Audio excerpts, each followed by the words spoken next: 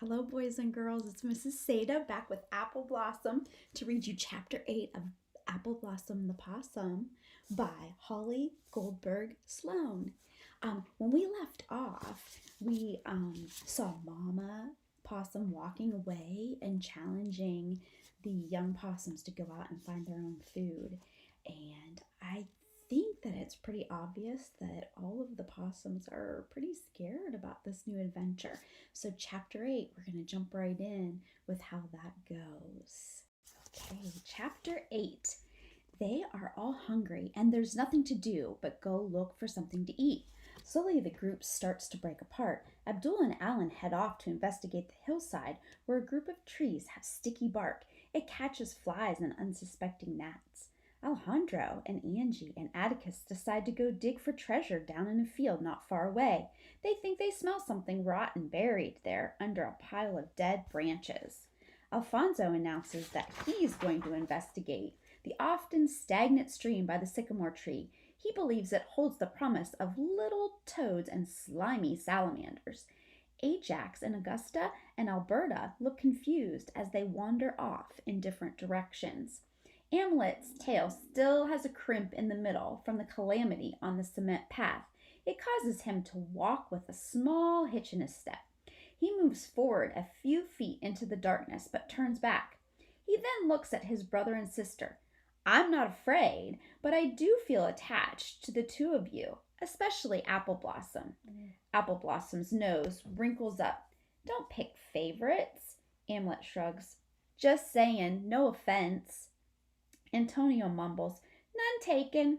Appleblossom grabs her tail and holds it tight. You two go. I'll wait here. Amlet looks at Antonio. Okay then, I'll tag along with you, Antonio, just to keep you company. But Antonio doesn't answer. A warm wind blows hard from the north. Appleblossom shouldn't be cold, but she feels the hair on the back of her neck stand up. Antonio looks right at her and says, Appleblossom, you should come with us. The littlest possum shakes her head. Antonio is more insistent. Please, aren't you hungry? Appleblossom whispers, Antonio, I'm not acting now. I can't. I just want to stay here. Antonio knows she really means it. He reaches out to reassure her. It isn't clear whether Amlet is performing, but he puts a hand on Appleblossom's shoulder and says, We'll stay close, right, Antonio? We'll be in the wings. We'll be watching. Antonio finally turns to go, whispering, I'm not going to say goodbye because I'm coming back soon. Appleblossom shuts her eyes, but when she opens them moments later, her brothers haven't gone far. Antonio and Amlet are looking back at her from the shadows. Antonio lifts his tail high in the air and makes it sway. Appleblossom pulls herself up onto her hind legs and makes herself tall. She raises her right arm and waves back, and then Antonio spins around and scurries off into the grass with Amlet at his heels. Appleblossom's mind races. I'm not ready to put on my own show. The most important thing right now isn't finding something to eat, it's finding a safe place. Cars don't climb trees and dogs don't do more than jump and snap at the lower limbs. People only go up trees when the sun's out and they have tools in their hands. Or at least that's what Mama Possum said. Maybe if I climb a tree, I can look down at my brothers and sisters and maybe even see Mama Possum. In the distance, she hears the sound of a car. The glow from the eyes of the beast lights up the world. It motivates her. Appleblossom gathers all her courage and goes, but she can't see Antonio or Amlet. The grass is too tall. She considers calling out to them, but making noise at night is risky business, so she stays along the edge of the bushes and does not venture out into the wide open space, which is the most dangerous place for any creature to be. Before she knows it, she is at the base of the tree in the yard next to a house. No owl has appeared from the sky and lifted her away for a meal. No dog has ripped off her head. She feels a wave of relief as she scrambles up the trunk into the shelter of the leaves. Apple Blossom's sharp nails dig into the bark, and her skill surprises her as she ascends towards the crown of the enormous tree. She doesn't stop even once. She might be the smallest of the baby possums, but she's determined and she has good balance. Apple Blossom climbs higher and higher, passing dozens of branches and even a small hole where she spies the remains of a bird's nest. Finally, she is at the top. There she wraps her tail around a thin branch for safety.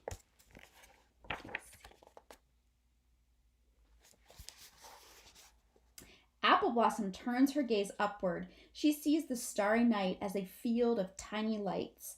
On the distant horizon, she locates the blurry edge of an orange moon. As her heart slows and her breathing returns to normal, Apple Blossom decides there is only one thing to do when she's afraid to perform. She has to always move forward, even if she feels small and alone in the world and not much of an actor. She has to find a role she can play. So she's being brave. Let's see how she does in Chapter 9. Chapter 9. It turns out that there are things to eat high in a treetop. Apple Blossom hears buzzing and looks over at a moth. She has eaten moths before, and while they are often dusty, dry, and bitter to the taste, they have a nice crunch. So Apple Blossom grabs the insect and pops it into her mouth. And as often happens, she doesn't realize how hungry she is until she starts chewing. She finishes the moth and sees just inches away a slug moving slowly down the tree branch and leaving a trail of thick goo. This is a prize. Apple Blossom pulls on the slug. It stretches long and thin, but she is stronger than the suction, and it pops off. Delicious. No other way to describe it. She decides to investigate other areas of the tree, and she is rewarded for the effort. 2 limbs down, she finds a cankerworm. What follows are a Japanese beetle, a leaf miner, a tent caterpillar, a fruit worm, and a line of red termites. Finally, hours later, she hits upon her greatest discovery, a long abandoned beehive. Inside are honey and pollen, as well as still moist larvae trapped in hundreds of small chambers. She has never eaten anything so sweet and satisfying. The tree is a buffet of tasty treats, but it is also a trap.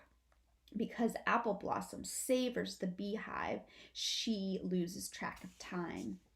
And when she finally takes notice, it is too late. The black is gone from the sky, and the pink is seeping up on the horizon. The sun is only minutes from climbing out of the hills. Apple Blossom argues with herself. Should she try to go down the tree, or will it take too long to get to the ground? If she made it, could she squeeze behind a woodpile or find her way back to the mulberry hedge? Every moment she struggled to make a decision is an opportunity lost. And then the shadows give way to the full illumination of the terrifying world. What will become of her? She is high off the ground in a tree, but exposed to monsters, at least if they look up.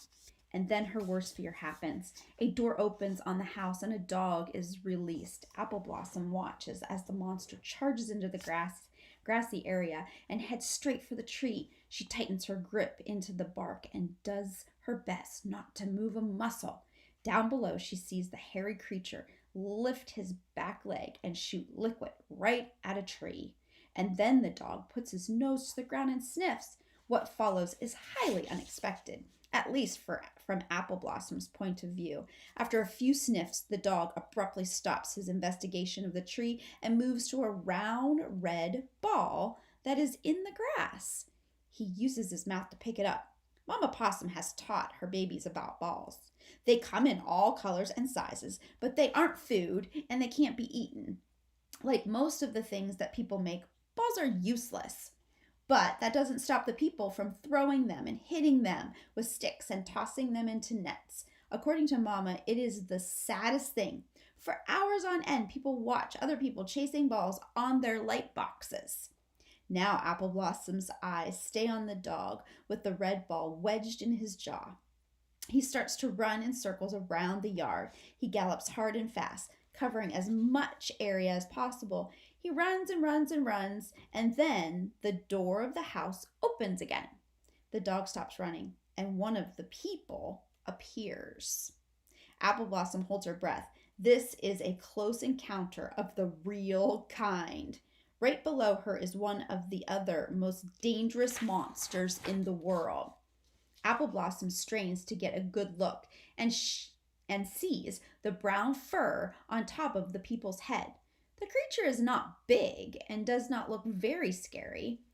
Mama Possum has explained that the people control the dogs. Well, Mama is right, because the dog runs to the people and drops the ball at her feet. Then the dog takes off, zigzagging around in a crazy way.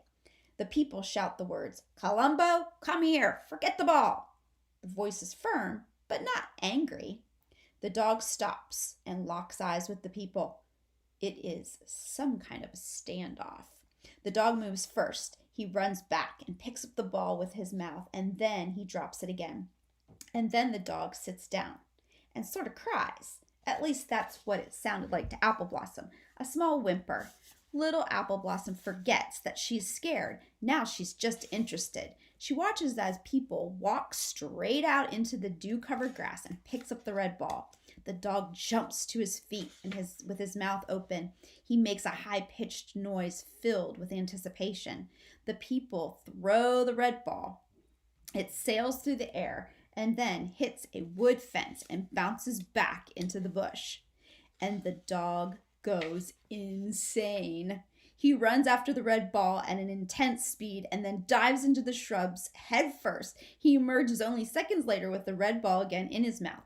His eyes are now wild and he is so excited that he runs in circles. He has his head held high and his ears flapping. But by this point, the people has moved back into the house. The people shouts, "No more ball."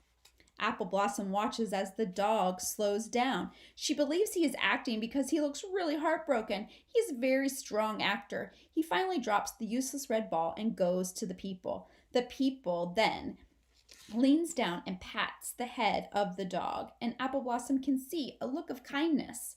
The people has to know how hopeless the dog is, and she is taking pity on him, or else rewarding his performance. And then the people return to her house and the dog follows, but not before looking one last time with real emotion at the useless red ball. So Appleblossom's finding out what it's like to have humans around, peoples, and the dog, and it ends up being really entertaining to her. I wonder what she's going to do since she's stuck up in that tree, maybe for the whole day.